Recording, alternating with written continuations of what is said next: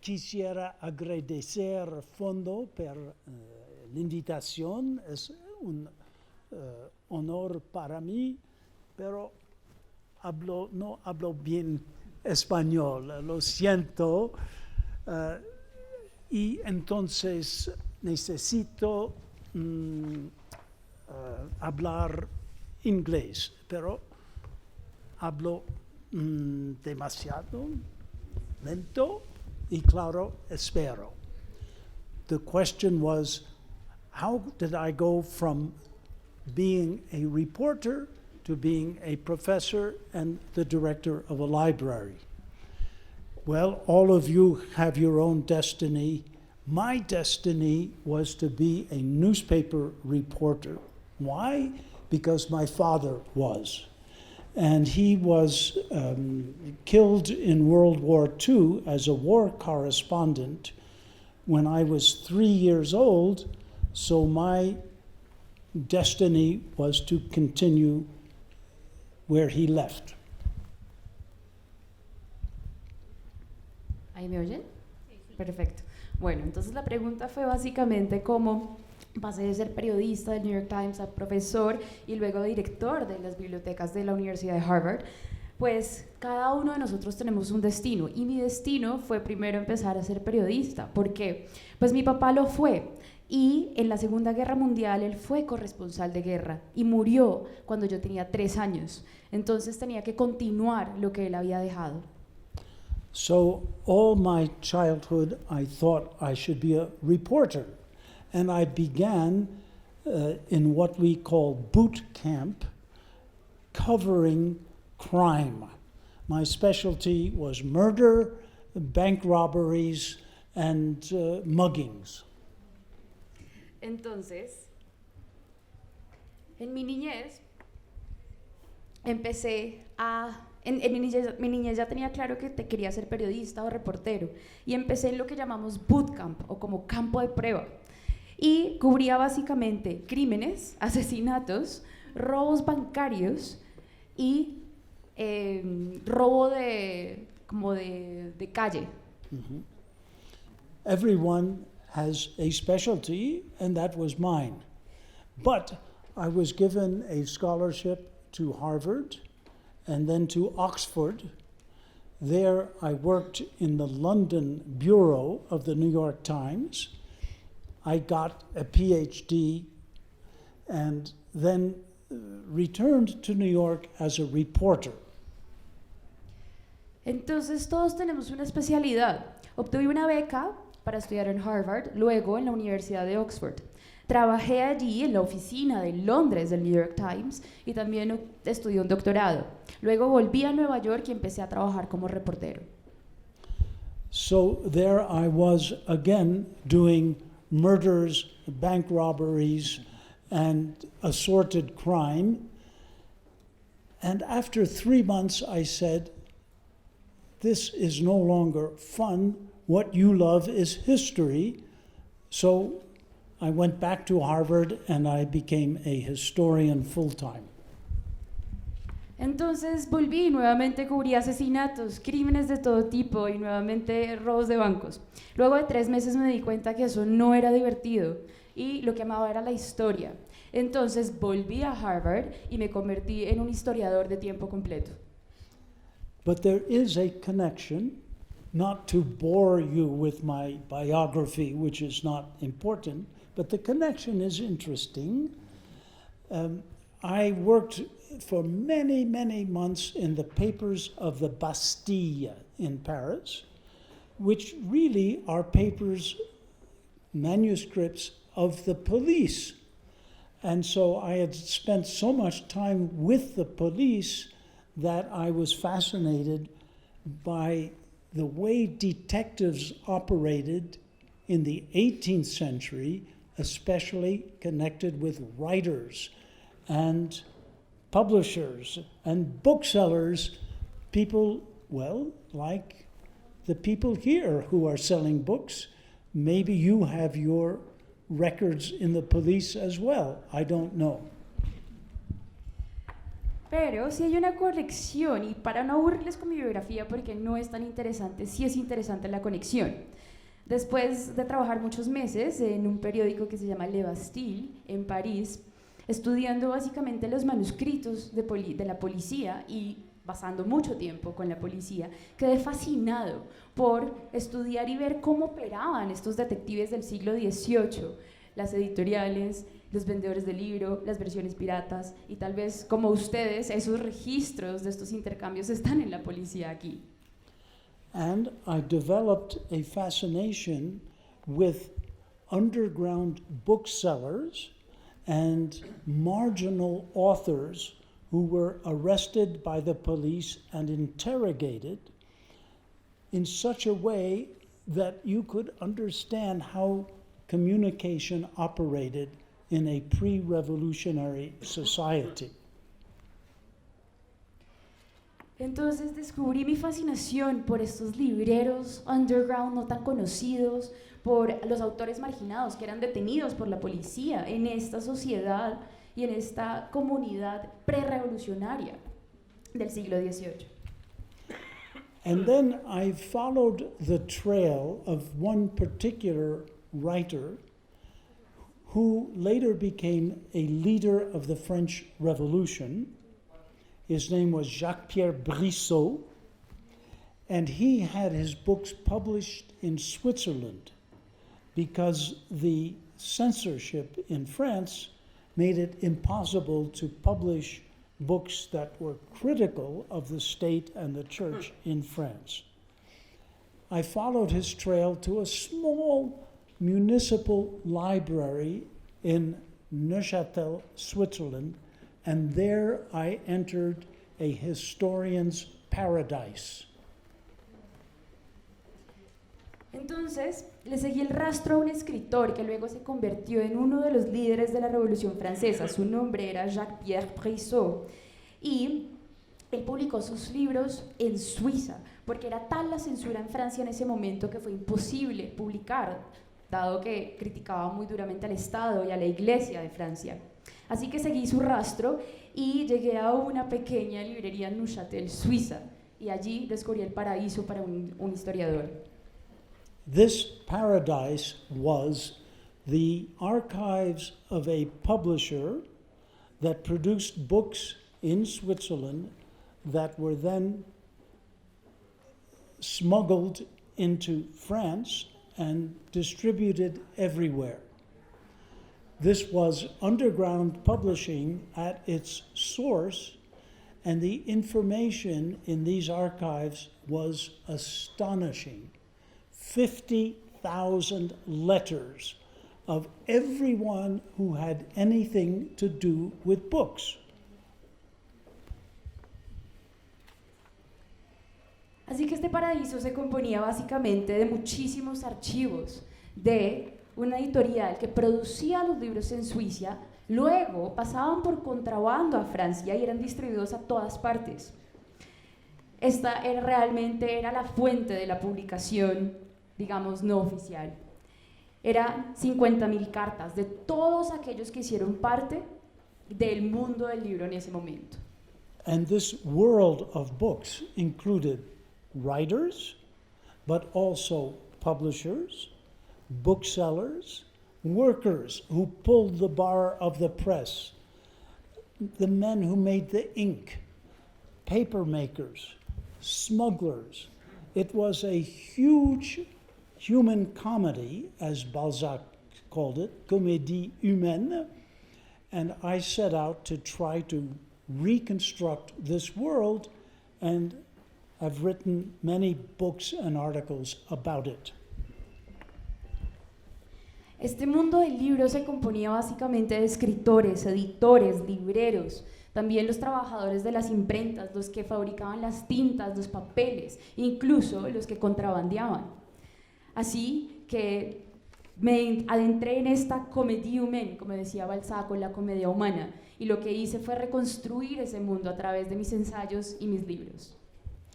So if you are interested and want to ask questions, I could discuss this. But to get back to your original question, The world of books fascinated me, and then I was invited to be a director of the New York Public Library only to give advice as a scholar. And I was invited also to be a director of the Princeton publishing company, the Princeton University Press. Little by little, I found myself participating in the contemporary world of books. And then the telephone rang and Harvard said, would you come and be a professor and also director of the library? Bueno, pues si están interesados en preguntarme y discutir sobre todos estos temas, más que bienvenidos, pero para volver a su pregunta inicial, pues llegué al mundo de los libros porque básicamente me invitaron para ser director de la Biblioteca Pública de Nueva York, pero más que director era un rol de consejero, si se quiere, desde mi postura académica. Luego me invitaron a ser director de la editorial de la Universidad de Princeton y poco a poco fue así como fui partícipe del mundo contemporáneo de los libros. Luego me llamó Harvard para invitarme a ser no solamente profesor de esa universidad, sino también el director de sus librerías, de sus bibliotecas. So I found myself directing the largest university library in the world. 20 million volumes, 1,000 full-time employees, and a responsibility. As I understand it, the responsibility was to share that intellectual wealth with the rest of the world. Now, Alice. Thank you. Entonces, me encontré allí en la biblioteca universitaria más grande del mundo, la de Harvard, con 21 millones de volúmenes, 1,000 empleados y una responsabilidad, y como yo la entiendo, era la responsabilidad de compartir esa riqueza intelectual. What precisely is this responsibility? Well, I think we should share the intellectual wealth that the Library of Harvard really belongs not just to the faculty and students of Harvard, but to the whole world. Now, we could not invite in the whole world to the buildings, but we could digitize. And so we set about trying to digitize the holdings of research libraries to make them available to everyone. Pues, ¿qué comprende esta responsabilidad? Yo creo que todos debemos compartir debíamos compartir esa riqueza intelectual. Así que la biblioteca de Harvard no solamente pertenecía a la facultad y a los estudiantes de Harvard, sino a todo el mundo. Sin embargo, no podíamos invitar a todo el mundo a nuestros edificios. Entonces había que digitalizar. Y eso fue lo que intentamos hacer, digitalizar los contenidos de investigación de la universidad. So how do you do this? Well, not easy. It's a complicated story. It, as you probably guessed, involved Google, and it also involved an argument, polemics about what you could call the opposition of the democratization of access to knowledge and the commercialization of access to knowledge. So we might want to discuss that, but I hope, excuse this long answer to your question, I hope it might bring up questions you would like to ask. Bueno, ¿cómo hicimos eso? No fue fácil. Es una historia compleja y como pueden imaginar, pues involucraba a Google, pero también un argumento polémico. Esto es la oposición tanto de la democratización como la comercialización del acceso al conocimiento.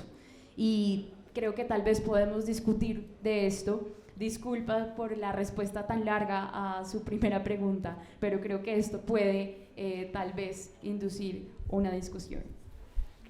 De hecho, quiero aprovechar ese punto que acaba de tomar. Quiero aprovechar esa historia en ese proceso de digitalización y conocer también la perspectiva que tiene sobre el mundo de las editoriales y el trabajo concreto sobre el acceso al conocimiento.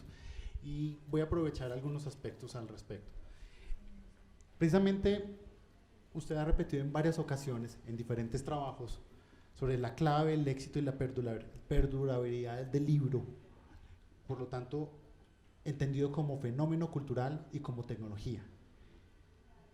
Y lo habla desde diferentes casos, por ejemplo, la existencia del códice, cómo ha perdurado y se ha transformado en el libro que hoy en día tenemos, pero a su vez cómo hay amenazas del medio que dicen que va a desaparecer, como la proyección de Marshall McLuhan, que decía que iba a ser reemplazada por los medios audiovisuales. Desde ese punto de vista, ¿cómo ve el futuro del libro? ¿Hasta dónde va a llegar el libro y cómo va a permanecer, por ejemplo, con iniciativas como las que trabajó en la Universidad de Harvard? Mm-hmm. So thank you for a difficult question. I used to be a professor at Princeton before I went to Harvard. I spent a lot of time in the library at Princeton. In the men's baño, written on the wall is a joke. The joke says, "God is dead," signed Nietzsche. And underneath is written, "Nietzsche is dead," signed God. Bueno, pues muchas gracias por una pregunta difícil. Antes de llegar a Harvard fui profesor de Princeton y estuve mucho tiempo en la biblioteca de Princeton. En el baño de los hombres específicamente hay un chiste escrito y dice: Dios está muerto, firma Nietzsche. Y luego dice: Nietzsche está muerto, firma Dios. I mention that because I'm always asked about the death of the book. The book, of course, is not dead. Look around you in this marvelous bookshop. More books are published in paper each year than the year before. In the United States, there are approximately 330,000 new books published in paper every year. Electric books took off 10 years ago, but now they're quite stable. And we find that the printed book is holding up very well. So the book is not dead, but, and then I will try to fill in the space after the but. Entonces, y menciono este comentario de la cita de Nietzsche porque todo el mundo me pregunta sobre la muerte del libro. Pero miren a su alrededor, el libro no está muerto, estamos aquí en este maravilloso espacio. Y quiero darles una cifra: hay más libros publicados cada año que el año anterior en Estados Unidos, impresos en papel. Estamos hablando de unos 330,000 libros en Estados Unidos. Y sí, los libros electrónicos tuvieron un auge y se mantuvieron, digamos, estables, pero el libro impreso también se está manteniendo estable. Así que el libro no está muerto, pero... So, what comes after the pero? One thing we have learned in this new discipline called the history of books is that one medium does not displace another one. For example, only recently we have learned that after Gutenberg invented or reinvented printing with movable type, the manuscript book, editions of books copied out by hands, increased and continued for 3 centuries. Entonces, en esta disciplina de la historia del libro, aprendemos que un medio no desplaza a otro medio. Un ejemplo reciente es cuando, después de que Gutenberg inventó o tal vez reinventó la imprenta con los tipos movibles, los libros hechos por copistas siguieron existiendo por más de 3 siglos. Similarly, we know that radio did not kill the newspaper, that television did not kill the radio, that the internet did not kill television. I think the history of communication is very complicated. And what we are experiencing is another complication, but not a kind of tidal wave which is destroying the past. Entonces vimos que la radio no mató el periódico, la televisión tampoco mató a la radio, el internet tampoco mató a la televisión. La historia de la comunicación es muy compleja y lo que vemos o lo que experimentamos es otra complicación, más no una ola destructiva que destruya todo. So if I may give an example from my own work, but forgive me about speaking about myself all the time, it's just a personal testimony. I wrote a book published by Fondo called Poetry and the Police. The story is about information as it was experienced by most Parisians in the middle of the 18th century. There were no newspapers at that time, but there were singers, street singers, and people sang at work, or they sang at cafes. What they did was to invent new words to old tunes. And this was done every day by hundreds of Parisians because I found the archives proving this. So, but I'll stop there, like a perro. Thank you. Bueno.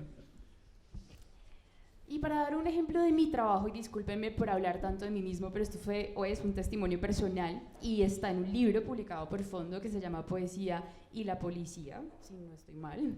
Y se trata sobre una información experimentada por los propios parisinos de la mitad del siglo XVIII. Ahí está, Poesía y la Policía. Por los parisinos de la mitad del siglo XVIII. Recuerden, este es un periodo en el que no existía el periódico y la información básicamente se difundía a través de cantantes. Había cantantes en la calle, la gente cantaba en sus trabajos, en los cafés. Así que inventaron palabras nuevas con tonalidades antiguas y todos los días pasaba esto. Así que... So, how did I get upon this notion of sung newspapers? Well, I was in the archives of the police in the Bastille, and I found a folder like this, but thick, very thick. In this folder, it was called L'Affaire des 14, the affair of the 14. I had never heard of this affair. I began reading through it, and it turned out to be a detective story. Entonces, ¿cómo llegué a esta noción de los periódicos canción? Pues llegué a los archivos de la policía en la Bastille, en París, y encontré una carpeta gruesa, como esta, pero más gruesa, y llegué a un documento que se titulaba El amorío de los 14. Leí y era una historia de un detective. The story began with an order from the head of the government: find the author of the poem that begins with this line: Monstre dont la noire furie, monster whose black fury. That's all the police knew, but they had to find the author of that line. Entonces la historia comienza que el gobierno, el eje, realmente más por eso el gobierno, dijo, encuentren al autor de la historia que comienza con esta línea. Monstruo de la furia negra. Esa era toda la información que la policía tenía, pero lo tenían que encontrar. But they had about 3,000 spies in cafes and drinking houses and public squares. And the spies at last found one person who had recited the poem. He was arrested, interrogated, wonderful documents, interrogations, question, answer, question, answer. It's very dramatic in the Bastille. Where did you get that poem? I got it, call him A. I got it from B. B is arrested. I got it from C. C is arrested. I got it from D. D is arrested. I got it from E, but I got 5 other poems from X. He is arrested. So I found that by following the police investigation, I could recreate the exact path of communication of seditious poetry.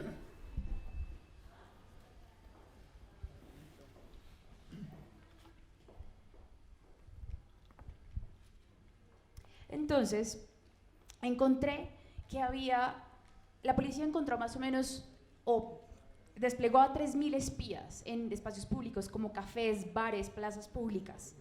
Y encontraron a una persona recitando este poema. Esta persona fue arrestada e interrogada. En el documento que encontré en los archivos había pregunta, respuesta, pregunta, respuesta. Era muy dramático lo que estaba ocurriendo en la Bastille.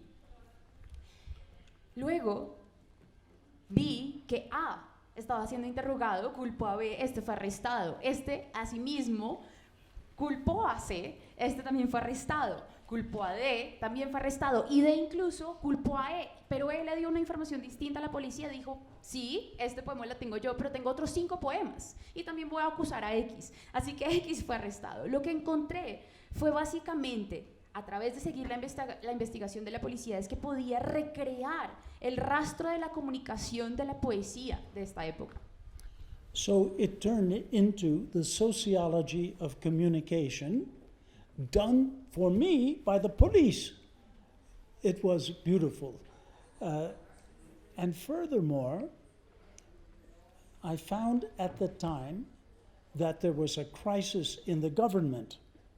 That's why the police wanted to arrest authors of seditious poetry. The head of the government was expelled. It was a big deal in politics.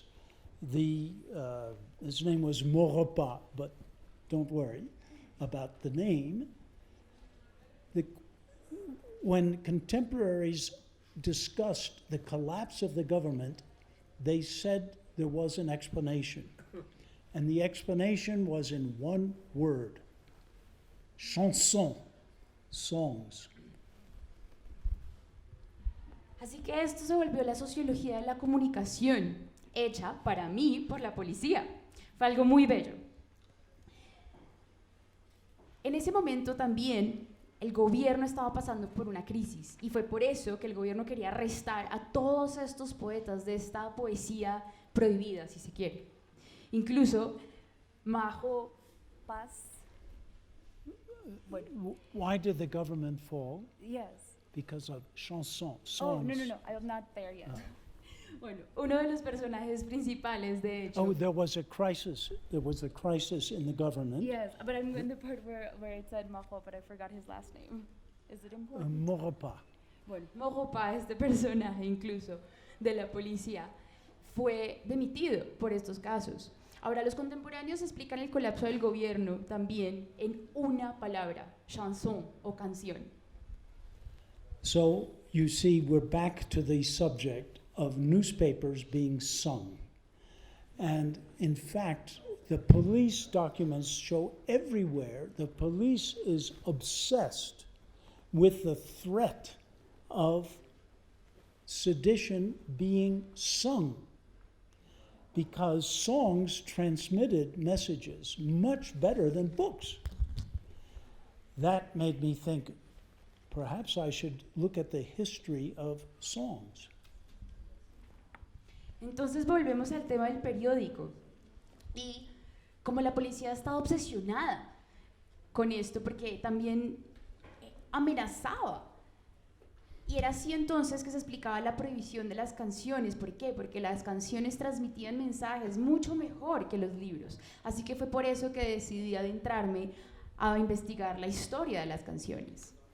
So I went to the musicology department of the Bibliothèque Nationale de France, and there I found the musical score of the actual songs of the 14, with many other songs. I have a friend who is a cabaret singer in Paris. Her name is Hélène Delaveau. And she agreed to sing the songs to the original music so they could be recorded, and the recording would be made available with my book. Así que fui al departamento de musicología de la Biblioteca Nacional de Francia. Allí encontré las partituras de las canciones, no solamente de los 14, sino otras. Y tengo una amiga, cantante de cabaret, Hélène Delaveau, y ahí le propuse cantar estas canciones con la música original para que fueran parte ya grabadas de mi libro. So you could hear the past, and we could have a new kind of book. At last, I'm coming to answer your question. That is to say, a book that combines a printed text with an electronic recording in music.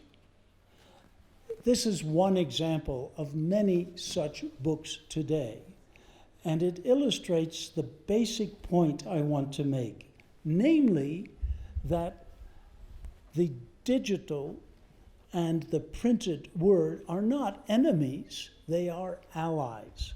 And the future of the book, in my opinion, is a matter of making this implicit alliance fruitful, so that we will have books that will give you songs and images and movies, all sorts of things at the same time. And this will create a richer environment, not the death of the book, but the new life of the book in a richer communicative environment.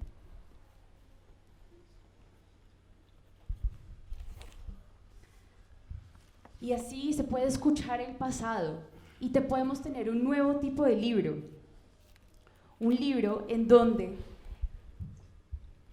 el texto impreso y la grabación electrónica, en este caso la música, sean uno. Y este es solamente un claro ejemplo de muchos tipos de libros. Esto solo para ilustrar que la palabra digital y la palabra impresa no son enemigas, son aliadas. Y esa es el futuro. Esta implícita alianza que debe ser fructífera. Y pueden ser con canciones, imágenes, películas, más cosas al mismo tiempo. Esto para hacer un ambiente mucho más rico, en donde ya no estamos hablando de la muerte del libro, sino de la vida del libro. Robert, algo muy lindo de su trabajo es esa capacidad de ilustrarnos, de escribirnos la vida de las personas en el siglo XVIII y contarlo por historias como la que hizo con el libro, con canciones. Pero también lo vemos en la historia de la matanza de los gatos y lo vemos en otras narraciones. Eso hace que su libro de canciones sea muy atractivo desde el contexto físico y digital. Pero ¿qué otros libros se han encontrado con esas mismas características y que enamoren y atrapen como los suyos? So which other books can do the same thing?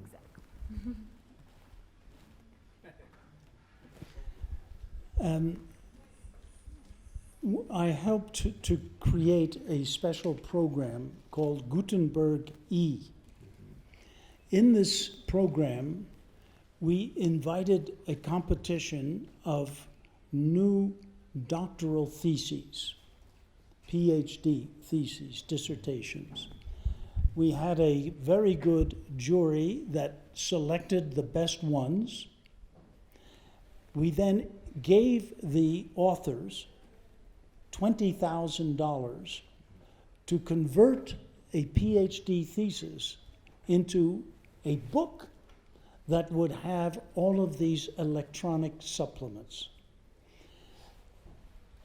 We created a workshop in New York with technological experts, with editors, with publishers. And the winners of the prize met once a year for 7 years. We produced a whole list of books, and they had everything. They had interviews sometimes, films often, recordings of all kinds, many illustrations, and they, I believe, were terrific books that proved it would be possible in the world of scholarship to combine digital and printed resources in order to communicate more, not just about history, but about the human condition. So yes, books like this are being created all the time. They're not so well known, perhaps, but I think this is the future. Ayudé a crear un programa que se llama Gutenberg E y básicamente invitamos a competir nuevas tesis de programas de doctorado. Tuvimos un jurado que escogía a los mejores y a cada autor le dábamos $20,000. La tarea era convertir su tesis doctoral en un libro con suplementos electrónicos. Hicimos talleres en Nueva York con expertos de la tecnología, editores, casas editoriales, y los ganadores se reunían una vez al año por 7 años. Produjimos libros que contenían entrevistas, películas, grabaciones de todo tipo, ilustraciones. Estos libros son magníficos y probaron que esto se puede introducir a este mundo de la academia con recursos tanto impresos como digitales. Así que no solamente estábamos hablando sobre la historia, sino también sobre la condición humana. Estos libros son producidos todo el tiempo, tal vez no son tan conocidos como quisiéramos. En sus obras recuerda mucho el tema de la República de las Letras y el ideal donde se esperaba que por medio de las palabras impresas, los juicios se iban difundiendo cada vez en círculos amplios y se convertían en argumentos fuertes. Esto lo logra en un ideal utópico del acceso al conocimiento y a la información, desde lo que era el pensamiento de la Ilustración. Pero hoy, veámoslo el día de hoy, ¿cómo logramos eso? ¿Cuál es el camino que tenemos que lograr o cuál es el camino que tenemos que construir para lograr esa República de las Letras y hacer realidad ese pensamiento utópico de la Ilustración? I'm not sure I got it all. It's Okay. about the Republic of Of Letters. letters, yes. Well, you talked about how in history it was ideal, this access to information. It was done through, diffusion, strong arguments, these circles around trials as well. But today, how do we build that path? How do we achieve, again, to build this Republic of Letters? How do we build the Republic of Letters today? I may not have a good answer for you. I'll try. Communication has become international now. We all should speak Spanish better than I do. Many people read English. We have the internet, which by its very nature is everywhere. So the possibilities of communication are enormous. Now, when the phrase the Republic of Letters was used, mainly in the 17th century, I think of Pierre Belle and Nouvelles de la République des Lettres, it reached only a tiny elite. It seems to me that literature, scholarship can reach an enormous public that also will participate in the great business of understanding life. So the possibilities are there. but will we realize them?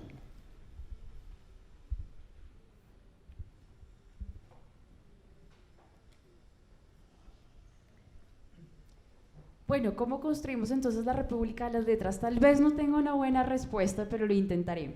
Las comunicaciones se han vuelto en algo internacional. Todos hablamos español mejor de lo que yo hablo, y muchos ya leen en inglés. El Internet, por su naturaleza, está en todas partes, y la posibilidad de la comunicación es enorme. La República de las Letras se usó como frase mayormente en el siglo XVII por Pierre Bell y la Nouvelle de la République des Lettres. Bravo. Y básicamente esto le llegó a una élite pequeñísima, pero la literatura y la academia puede llegarle a un público más grande, así permitiéndoles participar de un negocio, el negocio de entender la vida y abriendo las posibilidades. Pero la pregunta es, ¿nos vamos a dar cuenta de esto? Thomas Jefferson said, "When I light a candle, I can use it to light someone else's candle. That other person gets light, but I do not lose light." And that is the principle of the Republic of Letters. It's the spread of light which is not diminishing anyone's original supply. So it's a noble ideal, but is it actually happening? And that takes us to problems of fake news, of what we call silo information, all kinds of issues connected with the social media. And none of this makes you think of Jefferson's candle. So, of course, we have problems.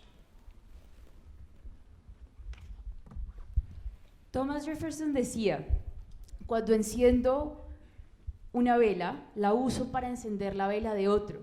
Así otro puede tener luz y yo tampoco pierdo esa luz. Eso es básicamente la República de las Letras, y ese fundamento de dar a otro sin que yo entonces quede escaso es importante, es ideal y es noble. Pero ¿qué ocurre? Problemas actuales como fake news o noticias falsas, la información silo, y los medios tradicionales están muy distantes de la vela de Jefferson. Y ese es el problema actual. So we may want to discuss these problems, but here we all are, members of the Republic of Letters, discussing things together.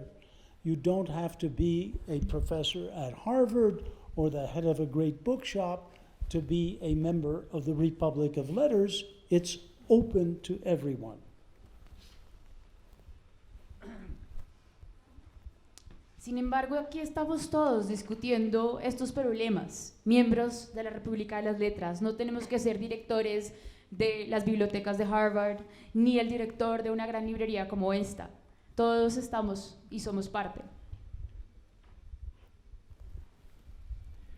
Robert, parte de ese mundo de privilegios no lo estamos viviendo el día de hoy con las editoriales, por ejemplo, de las revistas académicas, o las editoriales que manejan contenidos que son muy costosos para el acceso al público normal. The cost of... Yes, so part of this privileged world that we're mentioning, that's perhaps part of also university publishing houses and also magazines and other publishing houses. Isn't there still this privileged access to information? And he mentioned the cost, the Yes. price of books. It's quite true. There are privileges everywhere. And the disparity between the very rich and the very poor is greater than it ever was. So I am not so naive to believe that with the accessibility of the Republic of Letters, we have real equality. Now, I believe in equality and liberty, but those are abstract words. We must realize this in practice. How can we do that? Well, I think books are already an important force for spreading light and knowledge and fun, entertainment as well.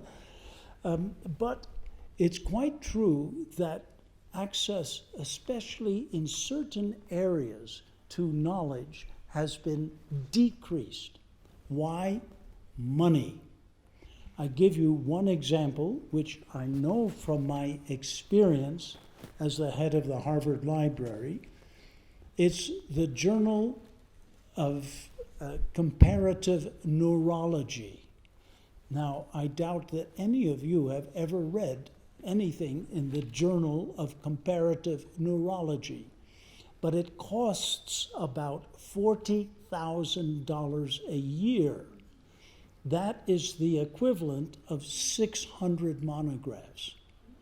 But at Harvard, we have to buy the Journal of Comparative Neurology, even if only a dozen people will read it.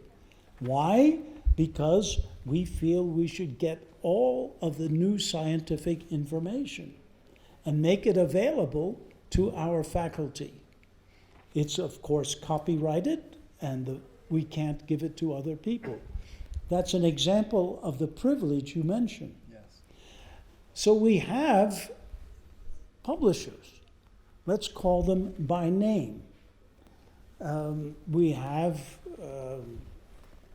Reed Elsevier. Its profit last year, I can't remember the exact figures, but it was something like 2 billion pounds. 2 billion pounds.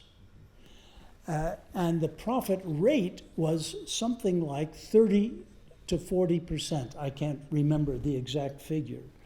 So we have publishers who are charging outrageous prices and making, I think, outrageous profits from scholarly work done for free by researchers and published by them. This system is irrational, and we should do something to stop it. But we have not yet succeeded. And when you have to pay $40,000 for one scientific journal, you have fewer dollars to purchase novels and films and other books. So yes, I agree. We have privilege everywhere. It did not end with the French Revolution, and we should do something about it.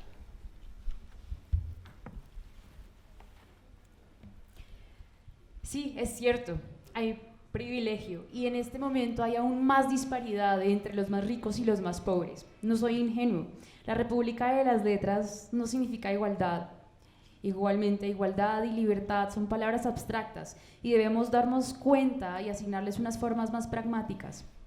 Los libros son fuentes de conocimiento, luz, incluso entretenimiento. Nos dan acceso a áreas de conocimiento. Sin embargo, esto ha decrecido. ¿Y por qué? La razón es dinero, rentabilidad.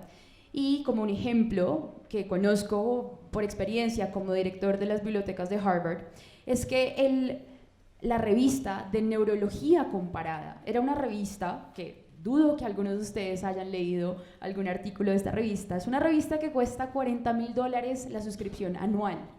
Esto más o menos iguala el precio de unas 600 monografías. En Harvard lo teníamos que comprar, así una docena de personas lo leyeran. ¿Por qué? Porque es información científica que teníamos que tener disponible para toda la facultad. Esto era una suscripción que obviamente tenía derechos de autor y demás. Vamos a hablar de una editorial y nombrémosla. La editorial Riedelsview. Riddles? I forgot the name, sorry. Riedelsview? Is it the publishing house?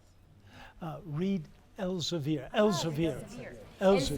Elsevier, la editorial, el año pasado básicamente llegó a tener una rentabilidad de 2.000 millones de libras, con una tasa de rentabilidad de más o menos del 30 al 40%.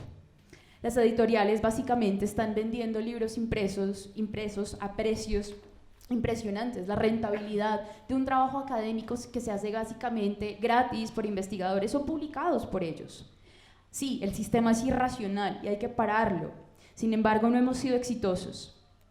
Y si básicamente tenemos que gastar unos $40,000 anuales, pues tenemos menos presupuesto para comprar otro tipo de libros como novelas, también películas y demás. Así que sí, hay privilegios. Y los privilegios realmente no se acabaron con la Revolución Francesa. Podemos comparar a Alexandra Elbakian con su proyecto Sci-Hub para brindar sin costo los contenidos de las editoriales como Elsevier, con Paul Thier cuando colaboraba con los piratas para añadir y modificar la enciclopedia de Diderot. Yes, her project is amazing. But of course, it's outside of the law. So she is taking risks, but she's safely far away from the US judicial system. I think that our goal should be to make all knowledge available to everyone free of charge. She's helped do that. Now, we could do it ourselves by passing laws. And believe me, scientists and scholars, heads of libraries have been trying for years to get the law in the United States changed. I don't know exactly what it is in Colombia, but the principle should be all research financed with public money, taxes, should be made available to the public free. Instead of giving it to Elsevier to make £2.1 billion per year from it. Sí, conozco este proyecto. Sin embargo, pues este proyecto está fuera del marco legal y ella asume unos riesgos. También está distante del sistema judicial de Estados Unidos. Así que sí, yo creo que la meta es que todos los conocimientos estén a disponibilidad de todos gratuitamente. Ella ayuda en esto y nosotros mismos también deberíamos. ¿Cómo? Cambiando las leyes. Académicos y directores de biblioteca y otros participantes en el mundo estadounidense han tratado de cambiar esta ley. Ahora no conozco cómo es el estado actual de este tipo de incursiones en Colombia, pero sí creo que toda investigación financiada con dineros públicos, es decir, con impuestos, debería estar disponible y gratis. Y no se le debería dar a una editorial como Elsevier para que tenga una rentabilidad de 2.000 millones de libras al año. Has the United States Congress passed a law to do this? It has tried under 3 different congressional sessions and failed each time. This is not a glorious moment in the history of the United States government, so I'm worried, but we will keep trying. Pues hemos tratado de pasar esta ley en el Congreso estadounidense, sí. Ha pasado por 3 sesiones diferentes en el Congreso, sin embargo ha fracasado en todas. Estamos pasando por un momento definitivamente no glorioso en el gobierno de Estados Unidos y me preocupa porque este es el escenario.